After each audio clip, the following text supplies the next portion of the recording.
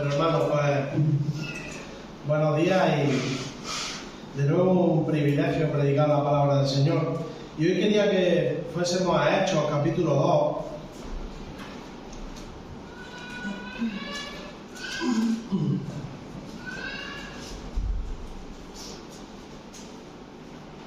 2. Hechos capítulo 2, vamos a estar en los versículos que van del 42 al 47, para recordar simplemente un poco de contexto del libro de Hechos.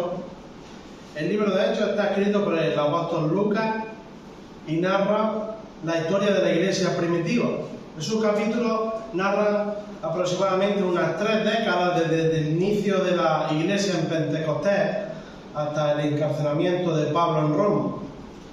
Hechos nos describe cómo el Espíritu de Dios guió, controló y permitió la expansión de la iglesia y el evangelio. El propósito del libro de Hechos es mostrar la difusión y expansión del evangelio y el cristianismo por medio del poder del Espíritu Santo. En Hechos capítulo 1, versículo 8, encontramos ahí cómo está dividido en 3 grandes divisiones. La primera división, vemos cómo el cristianismo se entiende en Jerusalén. La segunda división, vemos cómo el cristianismo y el evangelio se extienden en Judea y en Samaria. Y la tercera división, encontramos cómo el evangelio se extiende hasta lo último de la tierra.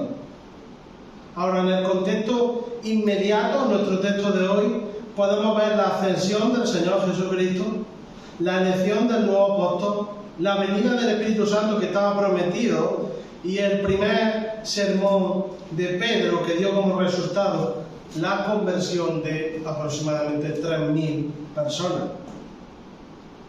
Y aquí es donde nace la primera iglesia. En esta primera iglesia podemos ver cómo se aplica todo el conocimiento doctrinal que vemos después en las epístolas del Nuevo Testamento. Conocimiento doctrinal llevado a la práctica en la vida de la iglesia.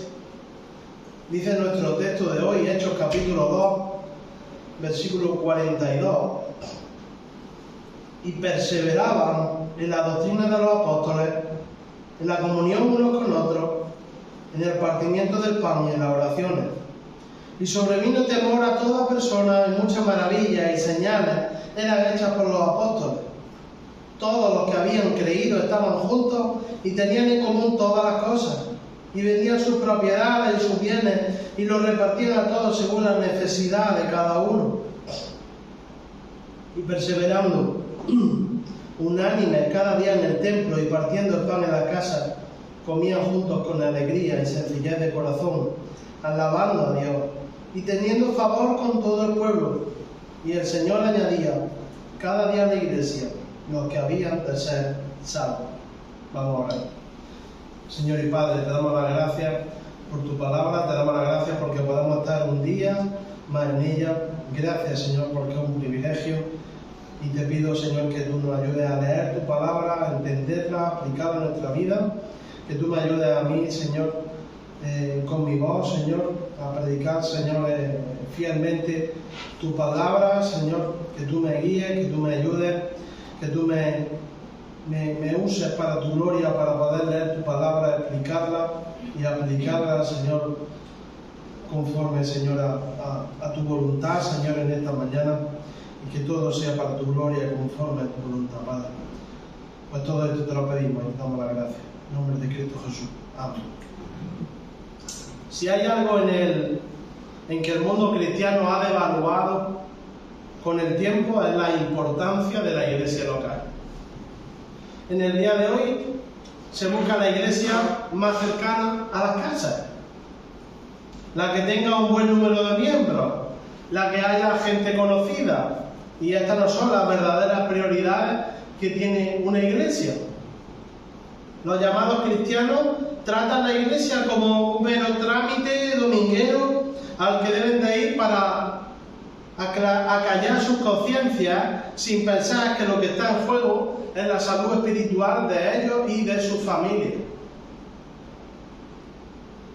Ahora, hermanos, fijaros, imaginémonos por un momento que un cristiano esté en la situación que, sea por el motivo que sea en su vida, deba de buscar una iglesia donde congregarse y no sabe qué tiene que tener en cuenta.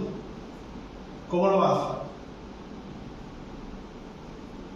¿Qué es lo que debemos de examinar si queremos congregarnos en una iglesia conforme a la palabra de Dios? La misión en este caso es clara, y esta es la idea de hoy. Debemos de buscar una iglesia como el Señor quiere. Una iglesia como el Señor quiere. Y vamos a ver esta mañana 3 características de una iglesia como el Señor quiere. Vamos a ver versículos 42 y 43, que lo primero que tiene una iglesia como el Señor quiere es su base espiritual. Esta es la primera característica.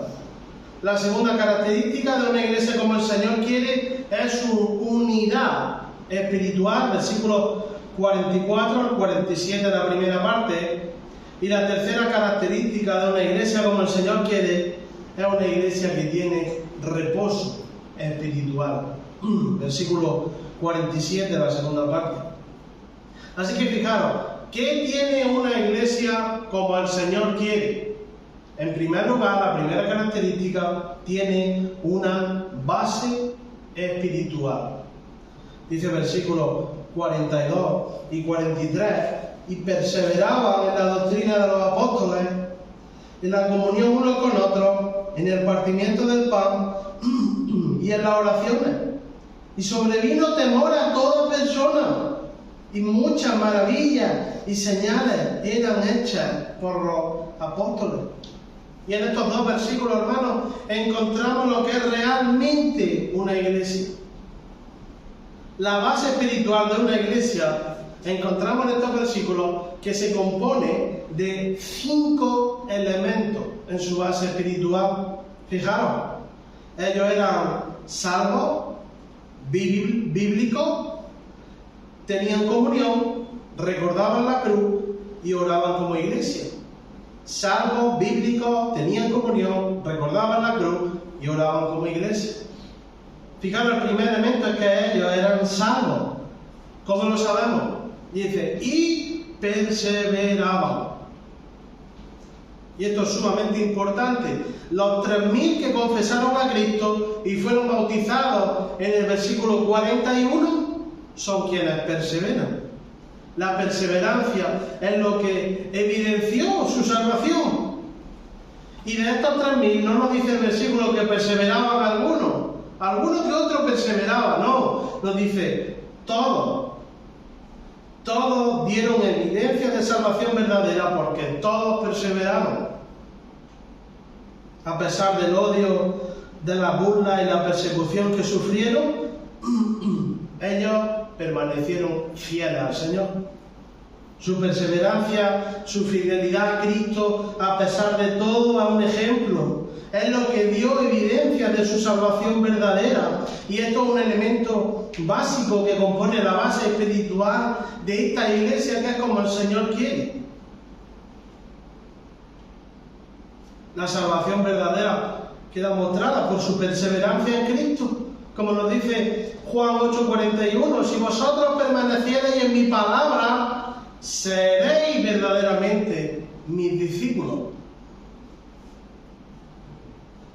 Ahora nosotros podemos preguntarnos, ¿que la iglesia local no está compuesta en su totalidad por personas salvas?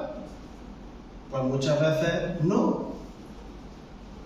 Hay personas que han confesado a Cristo y dan evidencia de salvación, y otras personas que igualmente con su boca han confesado a Cristo y acuden a la iglesia, pero no dan evidencia de salvación ni son salvas. Ahora, hermanos, observad cómo esta iglesia lo que hace es que no acomoda a la iglesia a las personas no salvas para que se sientan cómodas dentro de ella. A esta iglesia como el Señor quiere, no le importan los números, sino que le importa la salud espiritual de la iglesia. De hecho, fijaros, ellos eran salvos, perseveraban en su fe y tenían ministerio y participación de lo que nos sigue detallando el versículo, en la palabra, en la comunión, en la cena del Señor, en las oraciones. ¿Quiénes hacían esto? Los que perseveraban, los que eran salvos, los que tenían una vida que daba evidencia de su fe y salvación verdadera. ¿Eran bienvenidos los no salvos a la iglesia? Por supuesto que sí. ¿Tenían ministerio y actividad de los no salvos? No. La membresía y el servicio en la iglesia local es un privilegio que está reservado para los creyentes verdaderos miembros de la iglesia local. Esta iglesia local, esta iglesia como el Señor quiere, es un ejemplo en su base espiritual. ¿Y sabéis por qué? Porque ellos no construyeron la iglesia desde la posible atracción del mundo, sino que construyeron la iglesia desde la santidad en Dios, desde el servicio espiritual de aquellos que perseveran porque son salvos. Este es el primer elemento que compone la base espiritual de una iglesia como el Señor quiere: salvación. El segundo elemento es que son bíblicos. Son bíblicos. Dice que ellos perseveraban en la doctrina de los apóstoles. ¿Qué significa que esta iglesia persevera y esté centrada en la doctrina de los apóstoles? Significa que tanto esta iglesia, como el Señor quiere, como nosotros, debemos de tener siempre la palabra de Dios como base y como estandarte de la iglesia. Si una iglesia no tiene la palabra de Dios, da igual lo que tenga, no tiene nada. La predicación y la enseñanza fiel a la palabra de Dios son fundamentales en una iglesia. Desde aquí es donde se construye, desde la autoridad de la palabra de Dios. Dios diseñó la iglesia para que se predicase y enseñase su palabra. La primera iglesia local basó el ministerio de enseñanza en los apóstoles, cuya doctrina ahora está escrita en el Nuevo Testamento. Toda la iglesia debe de tener la predicación de la palabra de Dios como el pilar inamovible. La predicación de la palabra es básica, hermano. Es básica para el crecimiento de la iglesia, para la salud espiritual de la iglesia, para la salvación de los perdidos. Pablo constantemente le recordó y exhortó a Timoteo en la importancia de la centralidad de la palabra del Señor en la iglesia. 1 Timoteo 4:6 dice: si esto enseña a los hermanos, será un buen ministro de Jesucristo, nutrido con las palabras de la fe y de la buena doctrina que ha seguido. 1 Timoteo 4:13: entre tanto que voy, ocúpate, fijaros, en la lectura, en la exhortación, en la enseñanza. Aquí tenemos una iglesia que está centrada espiritualmente. Tenemos una iglesia que es tal y como el Señor quiere. Y mediante la predicación de la palabra de Dios, otros miembros van a ir siendo santificados y se irá produciendo, que esto es muy importante, un relevo generacional, y la iglesia seguirá siendo guiada y bendecida por el fruto de la palabra de Dios. Entonces, la enseñanza y la predicación de la palabra de Dios es elemento fundamental para la base espiritual de la iglesia. Estos hermanos son bíblicos. Este es el segundo elemento que compone la base espiritual de una iglesia como el Señor quiere. El tercer elemento es que ellos tienen comunión. Sigue diciendo el versículo: en la comunión unos con otros. La comunión es el deber espiritual que tienen los creyentes a estimularse a la santidad y a la fidelidad a Dios. Esto lo hacemos, como nos dice el versículo, unos con otros. El significado de la palabra comunión es tener en común. Ahora fijaros, ¿qué tienen los creyentes en común? Todos los creyentes coincidimos en que hemos sido adoptados en la familia de Dios por medio de Cristo. Todos los creyentes tienen vidas compartidas en común unos con otros desde el día que son salvos hasta que estemos en la gloria, en la eternidad. Estamos unidos en Cristo para siempre.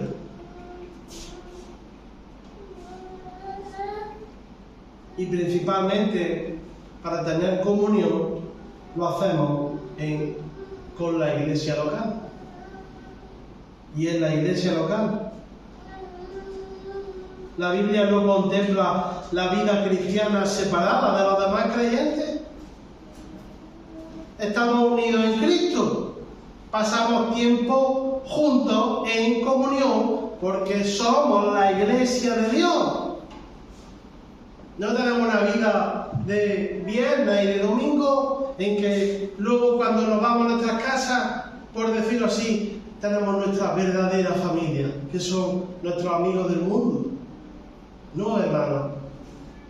Nuestra unión es con Cristo. Nuestra familia es la familia de Cristo. Y es de esto lo que tenemos que participar sistemáticamente en nuestra vida. De hecho, el no participar de la vida de la iglesia local es pecado. Hebreos capítulo 10, versículos 24 y 25 dice: considerémonos unos a otros para estimularnos al amor y a la buena obra, no dejando de congregarnos como algunos tienen por costumbre. Hermanos, nos necesitamos los unos a los otros. Y esto es un privilegio, esto es un deleite. ¿Cómo vamos a motivarnos espiritualmente? ¿Cómo vamos a estimularnos espiritualmente? ¿Cómo vamos a tener conversaciones en Cristo si un cristiano, supuestamente, no se congrega? ¿Cómo vamos a poner nuestro amor al servicio del hermano si no nos congregamos? ¿Cómo lo vamos a servir? ¿Cómo vamos a ayudarlo? ¿Cómo nos va a ayudar? El deseo de un creyente es la comunión mutua, los unos con los otros. Esta iglesia, como el Señor quiere, tiene comunión. Este es el tercer elemento que compone la base espiritual de una iglesia. El tercer elemento que compone la base espiritual de una iglesia, como el Señor quiere, es que recuerdan la cruz. Recuerdan la cruz. Sigue diciendo en el versículo: en el partimiento del pan, la comunión unos con otros está simbolizada por los mandamientos que Dios da a la iglesia. En el partimiento del pan, una referencia a la celebración de la mesa del Señor. Este mandamiento no es opcional. Debemos de cumplirlo todos y cada uno de los creyentes bautizados en comunión obediente con el Señor. Y esto nos lo deja ordenado. 1 Corintios capítulo 11 deja ordenado este mandamiento para cada creyente. La cena del Señor, como hemos estado antes recordando, nos recuerda cómo hemos sido salvados por la gracia de Dios sin merecerlo, como pecadores perdidos que éramos. De hecho, la cena del Señor limpia espiritualmente la iglesia porque, ¿sabéis qué? Nos hace examinar nuestro corazón, nos hace examinar nuestro pecado, nos hace confesar nuestro pecado. Al rememorar la cruz con la cena del Señor, recordamos cada día que somos pecadores, pero también recordamos que hemos recibido la gracia de Dios con nosotros en su salvación. Y una iglesia como el Señor quiere, siempre recuerda la cruz. El quinto elemento de una iglesia como el Señor quiere en su base espiritual es que oran como iglesia. oran como iglesia. Dice el versículo, termina el versículo 42 diciendo, y en la oración. Esta primera iglesia local no solamente es salva, bíblica, tiene comunión, recuerda la cruz, sino que es una iglesia de oración, es una iglesia que ora. Esta iglesia participa con obediencia y entusiasmo en el deber de la oración. No solo lo hace cada creyente individualmente en su casa como debemos de hacer, sino que lo hace juntos, como iglesia local. John MacArthur dice, y cito, la oración es el fino nervio que mueve los músculos de la omnipotencia.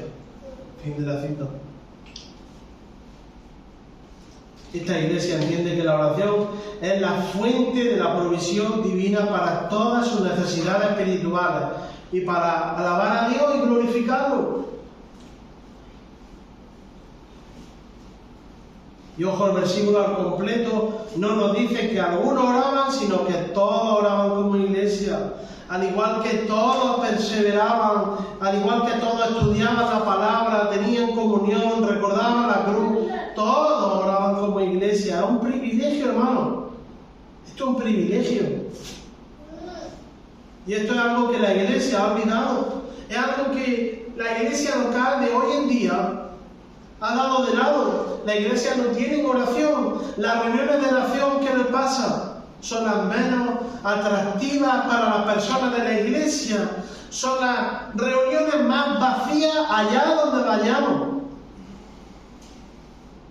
Pero la oración fortalece a la iglesia. La oración hace crecer espiritualmente a la iglesia. Una iglesia que no ora es una iglesia débil espiritualmente. Debemos de orar en obediencia al Señor, tanto individualmente, tener cada uno de nosotros una vida de oración, pero también como iglesia. Y este es el quinto elemento que compone la base espiritual de una iglesia, como el Señor quiere. Ahora, hermanos, fijaros en esto porque esto es increíble. Fijaros el efecto que tuvieron como iglesia, versículo 43. Dice, y sobrevino temor a toda persona, y muchas maravillas y señales eran hechas por los apóstoles. ¿Qué es lo que hicieron estos hermanos para que tuviera este efecto? La vida en santidad de esta iglesia produjo temor a aquellos que estaban viendo cómo era la vida de estos cristianos. La vida de esta iglesia local impactó a toda persona. Y esa palabra que vemos ahí, temor, se refiere al miedo o terror sagrado relacionado con la sensación de estar ante la presencia divina. En el cristiano es un asombro reverencial al contemplar la gloria y la santidad de Dios y un temor santo de pecar contra Él. Y en las personas sin Cristo es un temor al sentir la santidad de Dios en contraste con su pecado. Esto es impresionante, hermano. Esto es increíble. La vida de la primera iglesia local produjo temor a toda persona. Vaya impacto espiritual tuvieron. No estaban sorprendidos las personas con edificios, no estaban sorprendidos con música alta, con gritos, con actividades atractivas, sino que la presencia divina produjo temor a todos ellos por la gloria y la santidad de Dios manifestada en la vida de la iglesia.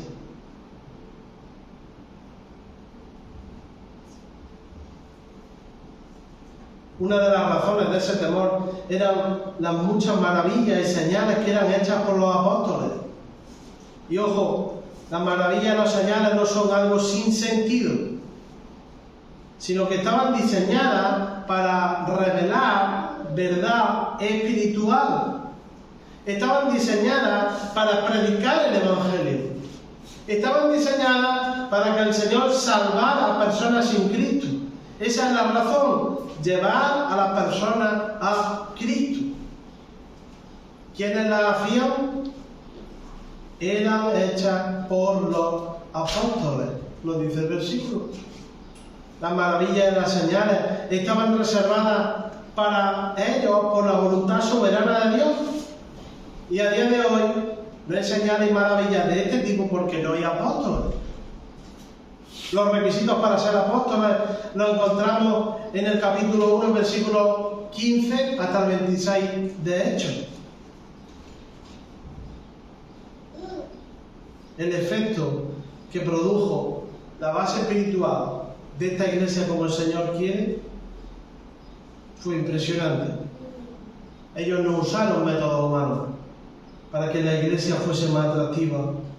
No modificaron el estándar de santidad bíblico, sino que era una iglesia como el Señor quiere e impactaron con su base espiritual y esto tuvo efecto espiritual. Ellos eran salvos, bíblicos, tenían comunión, recordaban la cruz y oraban como iglesia. Esta es la base espiritual de una iglesia como el Señor quiere. Esta es la primera característica de una iglesia como el Señor quiere. ¿Cuál es la segunda característica de una iglesia como el Señor quiere? Versículos 44 al 47, la primera parte. Es una iglesia que está unida espiritualmente. Dice así: todos los que habían creído estaban juntos y tenían en común todas las cosas, y vendían sus propiedades y sus bienes y los repartían a todos según la necesidad de cada uno, y perseverando unánimes cada día en el templo y partiendo el pan en las casas, comían juntos con alegría y sencillez de corazón, alabando a Dios y teniendo favor con todo el pueblo. Fijaros, aquí encontramos la iglesia al nivel más puro y sano espiritualmente, antes de que las murmuraciones, las contiendas y el pecado afectaran en general a la iglesia. Estos versículos nos muestran cómo era su unidad espiritual que debemos de imitar. Fijaros, ¿quiénes estaban unidos espiritualmente? Dice, todos los que habían creído estaban juntos. En el versículo 41 observamos cómo recibieron la palabra del Señor. En el versículo 42 dieron evidencia de su fe en perseverancia. Versículo 44 vemos la razón de todo. ¿Por qué? Todos habían creído. Su unidad espiritual se basaba en su fe en Cristo. Esto es lo que unía a todos los creyentes. Esta es su identidad espiritual. Su identidad espiritual se expresa en el carácter de cómo es su vida en Cristo. Fijaros, ¿qué hacen ellos? Dice que tenían en común todas las cosas y vendían sus propiedades, sus bienes y los repartían a todos según la necesidad de cada uno. Lo que ellos hacen es que ponen en práctica la unidad espiritual. Y esto se representa en amor debido a su base espiritual. Ellos tenían en común todas las cosas. Y esto no indica, como dicen muchos falsos maestros, que se aprovechan de este versículo, que era una comuna hippie. No, la idea aquí es que esta iglesia es una familia. Y el amor que ellos tienen unos con otros da muestra de esto. Muchos de estos cristianos eran personas que habían visitado la ciudad en las fiestas religiosas y en el tiempo en que ellos estaban allí habían sido salvados por Dios. Y como consecuencia de su salvación se quedaban en la ciudad para seguir siendo parte de la iglesia y los creyentes le abrían sus casas ante las necesidades que tenía cada uno. Además, muchos de los que profesaban fe en Cristo habían perdido su sustento a causa de su fe. Y el resto de los cristianos le ayudaban, suplían sus necesidades. ¿Cómo los ayudaban? Dice el versículo, y vendían sus propiedades y sus bienes y los repartían a todos, según la necesidad de cada uno. La unidad espiritual de estos cristianos le hacía suplir las necesidades de los creyentes según el deseo y la capacidad de cada uno. Ahora, ¿quiere decir esto que los creyentes vendieron sus casas y todas sus posesiones para dárselas a los demás? No. De hecho, en el versículo 46 nos habla de que partían el pan en la casa de los cristianos. Tampoco quiere decir que vendieran todas sus posesiones y recaudaran el dinero en una olla común. Lo que quiere decir este versículo es que daban a los hermanos necesitados según la capacidad y el deseo de sus corazones y según la necesidad que tenían cada uno.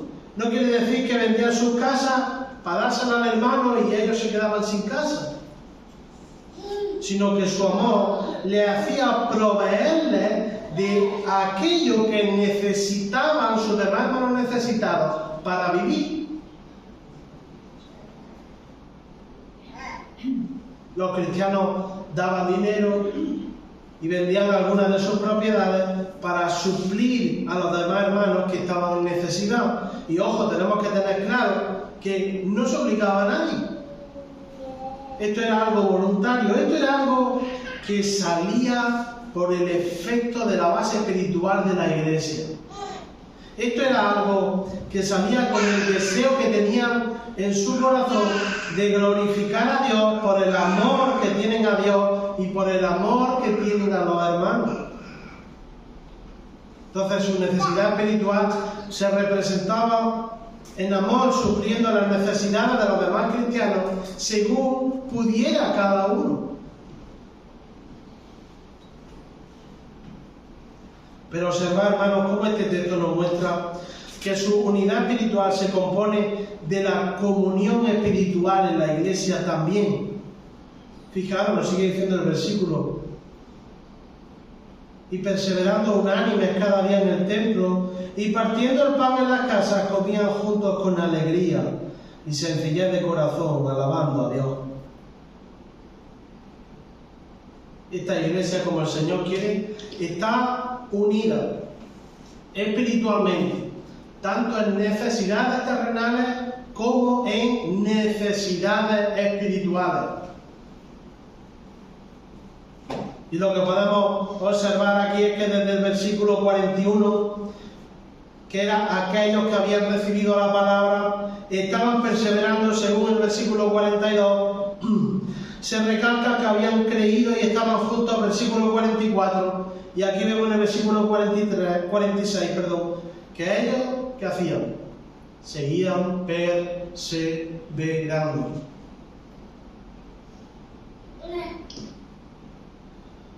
Su fe y su perseverancia en Cristo de cada uno de ellos fue lo que dio fruto en unidad espiritual en esta iglesia.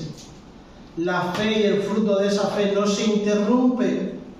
Hay una perseverancia, hay un crecimiento. La fe ha sido una vez dada a los santos y esa fe es firme.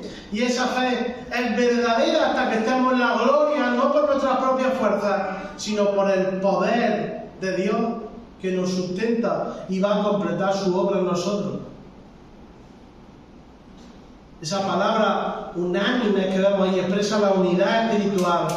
Ellos se congregaban en el templo y lo hacían a pesar de la oposición de los líderes judíos, a pesar de la persecución que ellos tenían, a pesar de la oposición. Ellos iban al templo a testificar y a la hora de la oración nada ni nadie se lo impedía.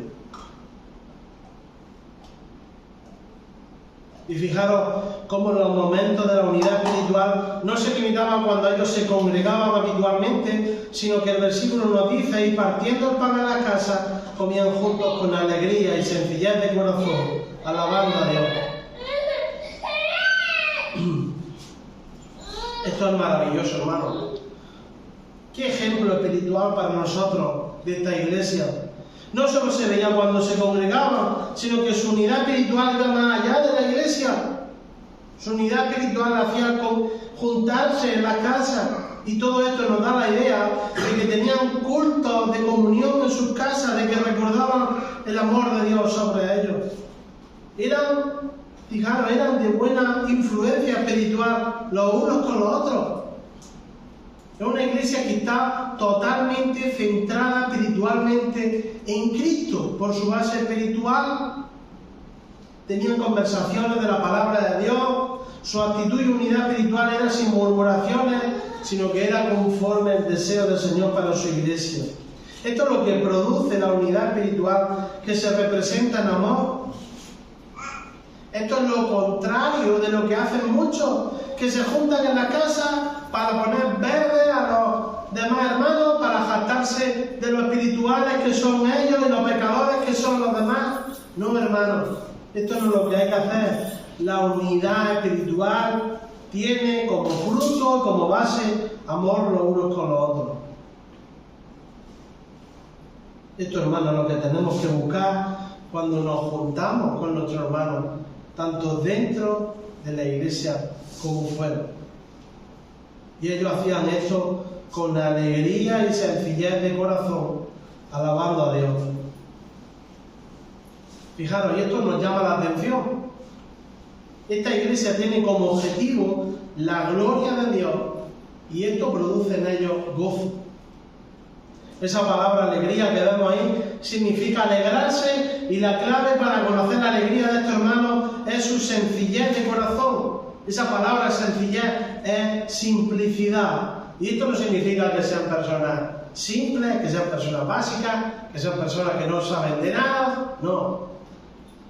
Estas personas no es que no estén centradas en nada, todo lo contrario.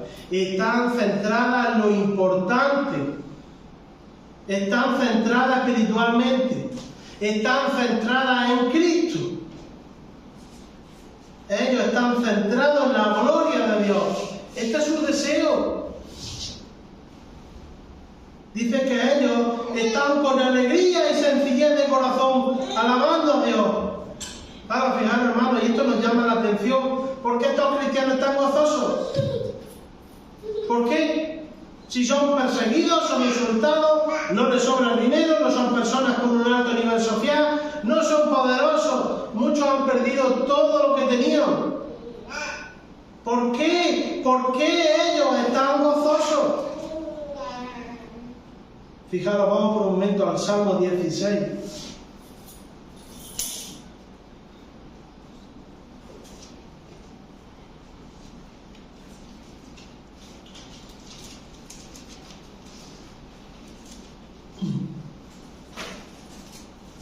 Salmo 16, versículos 8 y 9. Dice así: a Jehová he puesto siempre delante de mí, porque está a mi diestra.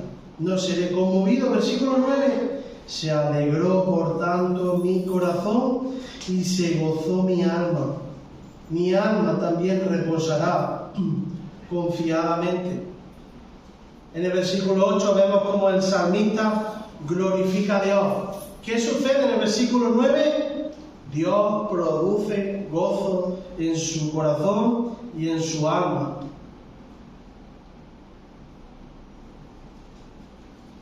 Esta iglesia, como el Señor quiere, y todo cristiano, tenemos algo que ninguna satisfacción o posesión temporal puede dar. ¿Sabéis lo que es? Gozo en el Señor. ¿Conoce usted a alguna persona sin Cristo que tenga gozo en el Señor? Por más dinero que tenga, por más posesiones que tenga, por más importante que sea la persona, no puede tener gozo en el Señor. El gozo verdadero es aquel que es producido por dar la gloria a Dios. ¿Sabéis que nosotros estamos vivos para esto? ¿Sabéis que hemos sido creados para esto, para dar la gloria a Dios? Cualquier otra alegría es humana, es temporal y se va a secar como la hierba. Pero los cristianos tenemos el privilegio de dar la gloria a Dios y de regocijarnos en el Señor. Esta es la segunda característica. de una iglesia como el Señor quiere, su unidad espiritual. Y la tercera característica de una iglesia como el Señor quiere, y con esta terminamos, versículo 47, la segunda parte, es el reposo espiritual. Reposo espiritual. Dice así: y teniendo favor con todo el pueblo, y el Señor añadía cada día a la iglesia los que habían de ser salvos. Si observáis, hermanos, esta iglesia tuvo una influencia y un fruto espiritual increíble. Y la clave para saber cómo esta iglesia tiene esta influencia espiritual es su carácter.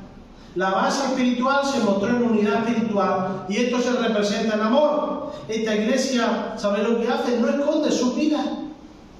No está en el culto y luego sale y otra persona. No, es la misma persona. No ocultan el fruto espiritual entre ellos, sino que hacen todo lo contrario. Esta iglesia es de testimonio para todo el mundo. Y es por su vida espiritual que influencian al mundo.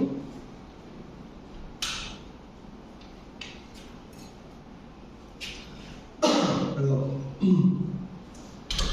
Fijaros, lo dice el versículo: y teniendo favor con todo el pueblo. Indica que ellos eran atractivos para el mundo. Ellos llamaban la atención de las personas sin Cristo. Su vida era de impacto espiritual para el mundo. Las personas podían ver vidas que habían sido transformadas. Ellos ya no eran los mismos que antes eran. Habían sido transformados por el Evangelio. Juan 13:35 dice: en esto conocerán todos que sois mis discípulos, si tuvieseis amor los unos con los otros. Eran vidas que impactaban, eran atractivas por el amor que mostraban en su carácter espiritual. Esta iglesia obedece al Señor. No es que trate a la ligera el pecado, trata seriamente el pecado, pero también se ayudan los unos a los otros, tienen esperanza eterna, adoran al Señor, están cautivados por la palabra de Dios, tienen vida de oración. Todo esto es expuesto al mundo y es por esto que tienen impacto espiritual que le hace tener favor con todo el pueblo. Ahora fijaros en esto, hermanos. Estos cristianos tienen vidas que honran al Señor con su obediencia a Él, ¿verdad? Esta iglesia es una iglesia como el Señor quiere, con su base espiritual, que da como fruto su unidad espiritual. Entonces, muy importante, ¿qué deben hacer ellos ahora? Lo que deben de hacer es tener reposo espiritual.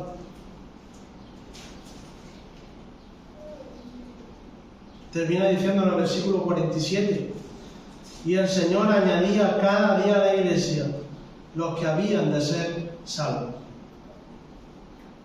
Esta parte nos muestra la soberanía de Dios en su iglesia. Y para entender esto tenemos que preguntarnos: ¿a quién pertenece la iglesia? La iglesia pertenece al Señor. Hechos 20:28 nos dice: por tanto, mirad por vosotros y por todo el rebaño en que el Espíritu Santo ha puesto por obispos para apacentar la iglesia del Señor, la cual Él ganó por su propia sangre.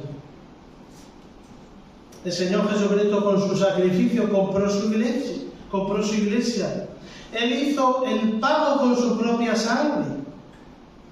Es por esto que el versículo de Hechos nos dice que el Señor añadía.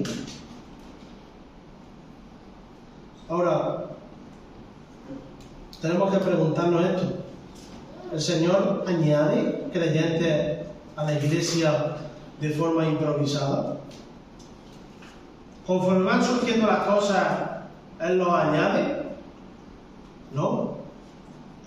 El Señor sabe a aquellos que han sido, son y serán salvos desde el primero hasta el último. Dios en la eternidad pasada diseñó el plan de salvación de principio a fin y para su gloria. Y este plan no es algo improvisado. o que tenga cambio. No un plan que diga, bueno, venga, este también. Sino que el plan de Dios no falla. Tiene solamente un plan que se va a efectuar y lo va a hacer de manera perfecta y conforme a su propósito eterno. ¿Dónde está el hombre aquí, hermano? ¿Quién es el que realiza la acción de añadir a la iglesia a los que han de ser salvos? Nos lo dice el versículo. Es el Señor. Aquel al que le pertenece la iglesia. Aquel que es soberano sobre todo. Aquel que es soberano sobre la creación, sobre la salvación, sobre la santificación. Aquel que es soberano y lo hace todo para su total y absoluta gloria. Este es el reposo espiritual que tiene una iglesia como el Señor quiere. Este es el reposo espiritual que tenemos nosotros como iglesia. Y esto no quiere decir que no prediquemos el Evangelio, que no evangelicemos, que nuestras vidas no impacten a las personas sin Cristo para poder predicar el Evangelio. No. Fijaros, estos hermanos estaban constantemente evangelizando con su vida y con su palabra de tal manera que las personas habitualmente iban siendo salvadas y iban formando parte de la iglesia del Señor conforme a su voluntad soberana.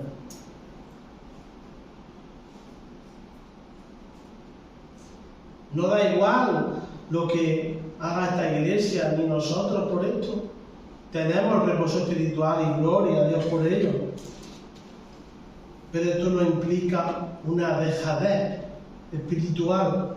No implica que da igual cómo vivamos, que da igual lo que hagamos, que da igual lo que pensemos, que da igual las personas que seamos. No.